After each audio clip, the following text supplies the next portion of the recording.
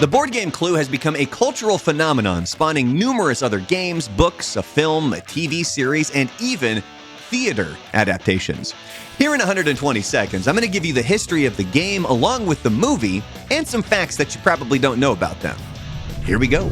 Anthony E. Pratt originally applied for a patent for a murder mystery game called Murder in 1944. He got the idea while being holed up in his house in England during air raids in World War II. He and his wife eventually presented the game to Waddington's executive Norman Watson. Watson purchased the game and changed the name to Cluedo, a play on the words clue and ludo, which is Latin for I play. The patent was granted in 1947, but because of post-war shortages, the game wasn't released until 1949. Parker Brothers simultaneously released the game in the United States with the name changed to just Clue. The original had 10 characters, with one of them being randomly picked as the victim prior to the start of the game. Eventually, Mr. Brown, Mr. Gold, Miss Gray, and Mrs. Silver were eliminated. Of these 6 original characters, Nurse White was changed to Mrs. White, and Colonel Yellow was changed to Colonel Mustard. There was also a gun room and a cellar, as well as a bomb, syringe, shillelagh, fireplace poker, axe, and poison as weapons. Pratt didn't make a lot of money on the game. However, in a 1990 interview, he said, "A great deal of fun went into it, so why grumble?" The 1985 movie was the first to be based on a board game, and it bombed.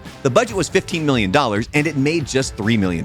In the original release, the different endings were sent to different theaters. The home release and the cable airings that showed all 3 endings helped vault it to cult status. There was a 4th ending to the film with Tim Curry as Wadsworth committing all the murders, but this was discarded. For the role of Wadsworth, Rowan Atkinson and John Cleese were considered. Carrie Fisher was originally cast as Miss Scarlet but had to withdraw to seek treatment for drug and alcohol abuse. The film takes place in 1954, and some of the furnishings for the movie were rented from the estate of former President Teddy Roosevelt. All the secret passages in the movie match the passages in the game. When the group is running around together in the movie, they're constantly running into each other. This is a nod to the board game, where it can be difficult to maneuver around each other in hallways because you can't share the same space. And finally, the famous flames scene with Madeline Kahn, she ad-libbed that.